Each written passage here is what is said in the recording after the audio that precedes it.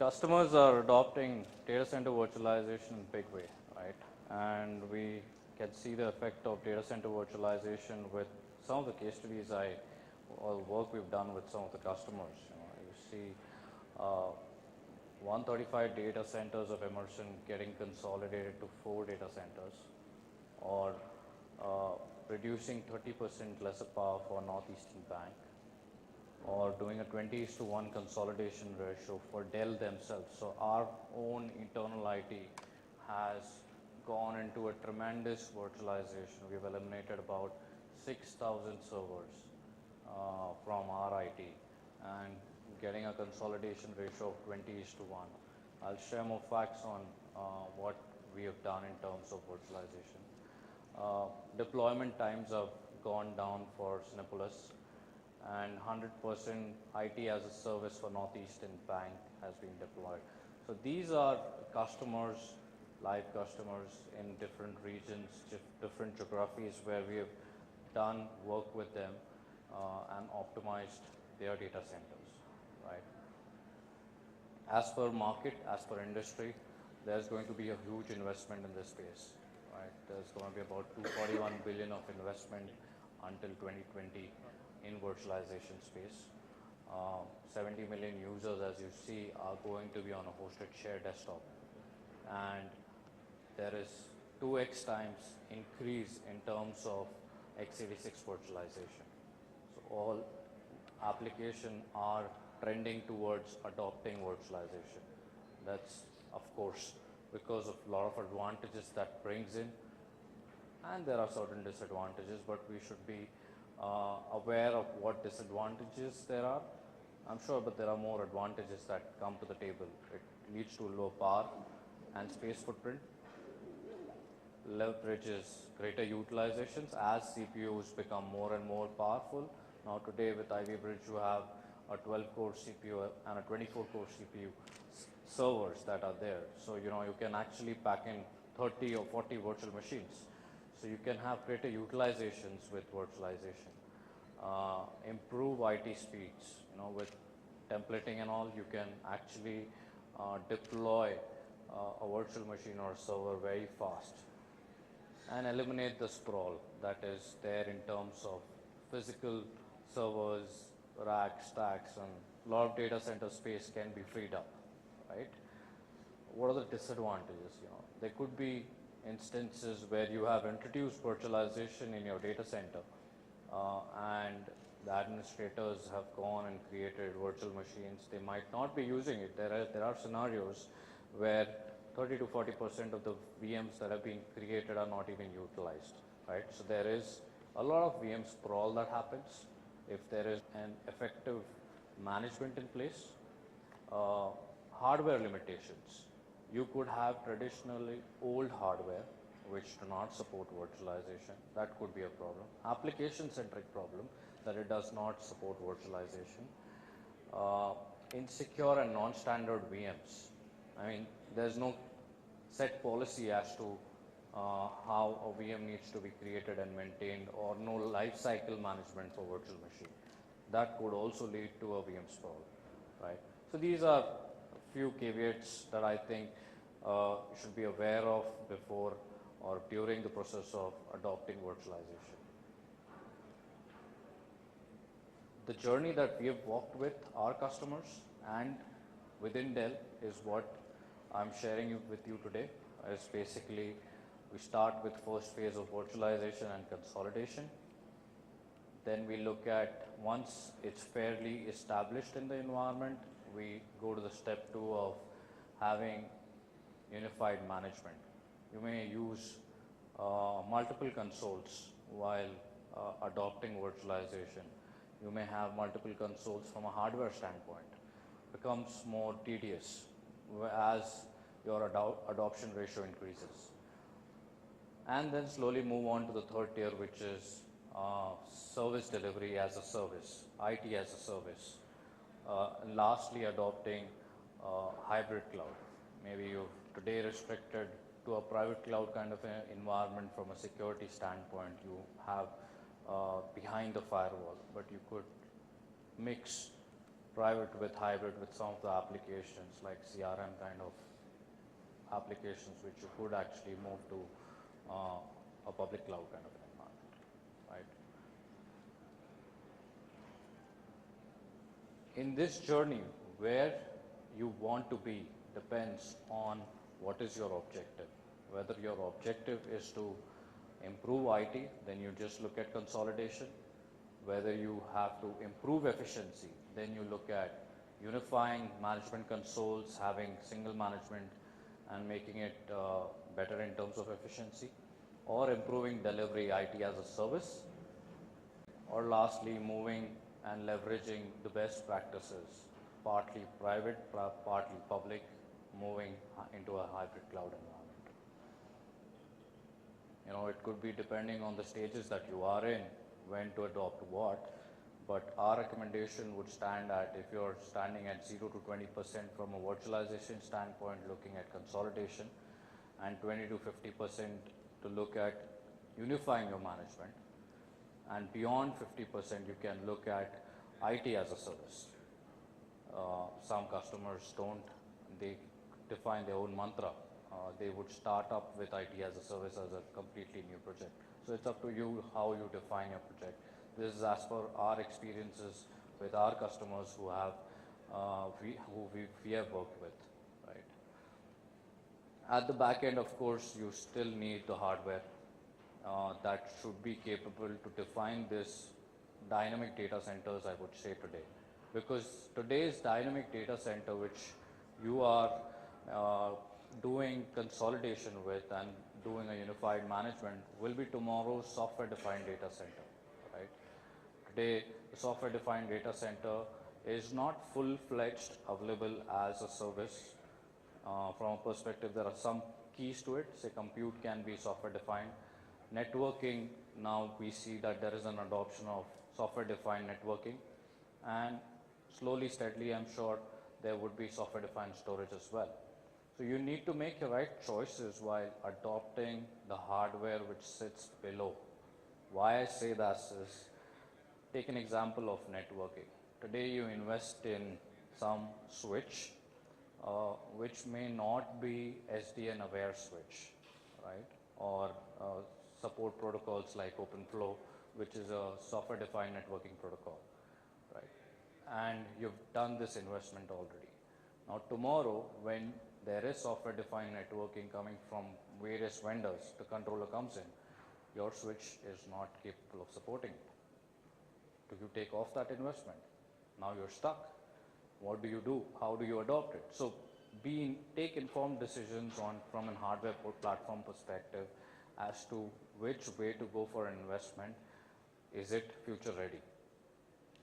Is it capable of supporting software-defined data center, right? From a storage perspective, is it supporting tiering at a granular level? You know, what I mean by granular level is, we all know that today IOPS could be delivered by having PCI-based SSDs, flash cards in the storage, but can the data move between different types of flash cards? You know, there are different types of flash cards, MLCs, SLCs. SLCs are write intensive, MLCs are read intensive. Can the data move between MLCs and SLCs? Is the storage capable of doing the ILM between these type of storage? Can the data be moved from PCI SSD to the storage? Is that possible? There are solutions. The storages are doing it today, but the storage that you have chosen, does that have the capability? And why I'm saying that is, obviously, if you have to make your data center software defined, you need these capabilities where IOPS could be delivered by flash storage, and the data then can be moved on to your SATA drives, the cheaper ones. Active system is one of our answers of the converged platform to achieve software-defined data center. I ran through the video in the last session defining how active system can help you cut down your times in deploying a private cloud kind of an environment, right? It can cut down times from 500 to 600 steps to just 4 steps in creating a VMware cluster. You could also deploy self-service on top of it or a chargeback mechanism and thus build a private cloud kind of an environment or IT as a service, right? Or if you would not want to go that far in your leaps, you may want to just unify management. That is the second stage in the virtualization journey. When you want to unify, you can look at two solutions. A plugin for VMware. Dell offers a plugin for VMware vCenter. What it essentially does is today, most of you who have adopted virtualization do monitoring and management activities on vCenter. But for hardware monitoring and management, you go to the respective consoles, right? What the plugin allows you to do is basically integrate the hardware monitoring within the vCenter environment. So you use only one console to monitor and manage your virtualization and hardware together, be it server, be it storage. Okay, so Dell has plugin for both the servers and storage. When it comes to Microsoft, similarly, we've done an integration with System Center. So there is a plugin for System Center which allows you to get an integration at System Center level with the server and the storage, right? So you unify the management. On top of it, if you would want to understand your virtualization environment, that is, you would want that your environment should tell you before there is capacity being exhausted in your environment. That can be done by tools like vFog Lite, right? That can allow you to do capacity planning, that can allow you to do capacity predicting, that can allow you to do chargeback. All of these functionalities which could be leveraged in building a dynamic data center. So all of these activities are very essential when you are at third stage of your virtualization cycle, where you would want that if the resources are depleted, there should be an alert, or there should be a message coming in to add more capacity, right? So from a protection perspective, once you have gone to the third stage of the journey, you would always want to have a better backup solution, right, which is virtualization aware. So where we could talk about two softwares, vRanger, which does VM level backup, or it could be a hybrid environment where we could leverage NetVault. These are all Dell IPs, what I'm talking about. These are not third party, these are all Dell IPs. Or you could look at disk to disk backup appliance, which could also be used for replicating the data, right? So once you have created PMDKs, stored it in the primary storage, you can actually move it onto a secondary storage like a disk to disk appliance, and you may have a second disk to disk appliance in your DR, which could replicate the data between the two. So that can save a lot of time. It can make data compliance policy as well. So from a last stage that we talk about in virtualization, we look at IT as a service, right? We look at complete IT as a service in the sense that there is a self-service portal where the users or the IT administrators can come and request for resources, demand resources from the resource pool, and which could be given to the users for a specific period of time. And once the job is done, these resources could come back to the resource pool. So this can be done using active systems, right?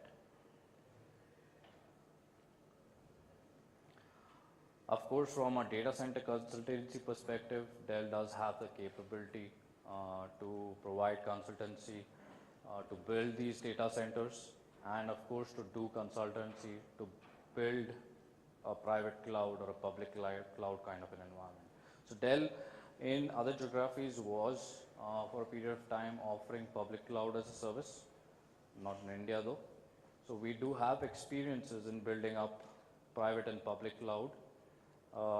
We did it on VMware vCloud, and we also did it on a platform, if you have heard about, OpenStack, right? So like I mentioned earlier, I would highlight what are the advantages that we have gained internally doing the virtualization activity. Is from a number perspective, we've saved around $200 million over the period of 2 years by eliminating 6,000 physical servers, by virtualizing 10,000 applications, and we've reduced the application count to 2/3 in our own internal IT. And we've reduced the deployment times from 45 days to 4 days. For production environment, the consolidation ratio was 10:1, whereas for the rest application environment, it was 30:1. So we have leveraged virtualization in a big way. In fact, it's our religion. It has paid the dividends, and I'm sure it is paying you dividends as well when you're adopting it. Dell has evolved in a big way, and it's not that we've just walked the journey. We have done a lot of acquisitions. We have made investments which are in these directions. To exemplify, we've done investments in terms of storage I talked about, which does the tiering level between the flash storage. It also allows you to do tiering between PCI SSDs and external SAN storage. It allows you, from a networking standpoint, we've done investments in SDN capable switches, right? Gale is part of ASM, which does the orchestration and automation tier. And Quest Software, of course, which gives us the backup portfolio, the NetWall, the vRanger, all that portfolio comes from Quest.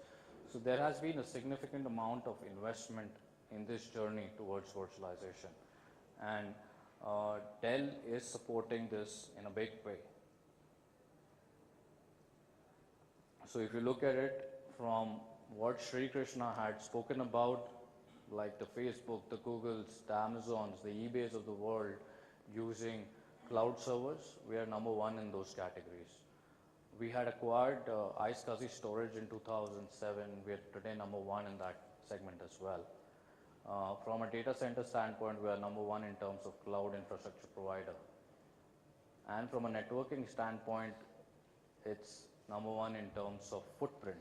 So today, we offer 128 10G ports in just 2U form factor from a networking parlance. You know, and this 2U is powered by just an 850 watt power supply. That's the innovation we're talking about. If we have to compare an equivalent from an industry, it would be a full-fledged chassis solution, which would take 5K minimum of power. And what would be the cost?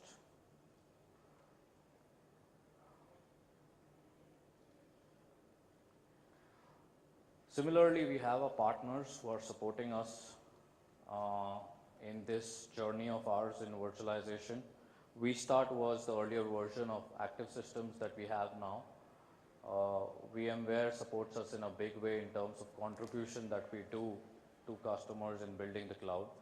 In fact, like I mentioned, our own public cloud was on VMware vCloud, the first one. The second was on OpenStack, right? So we have leveraged not only the commercial versions, but we have also leveraged open source versions like OpenStack to build up the public clouds. Lastly, to summarize, make it real by building a complete portfolio around using multiple IPs that we have acquired. Active System is one converged platform which offers a complete solution from a private cloud perspective, and there is an ecosystem around it which can help you build a private cloud, give you self-service capability, and make your IT as a service, rather than making it as a cost center, making it as a profit center, right? Lastly, I would just like to summarize by showing you what are the savings that some of our customers in most of the geographies have been done. And Emerson and Cadence, they also have India counterparts. So most of the Emerson consolidation activity did happen in India as well. So there's huge saving in terms of data center footprint, in terms of utility bills, in terms of eliminating the servers, reducing the data center footprint. There's been a huge saving while adopting virtualization.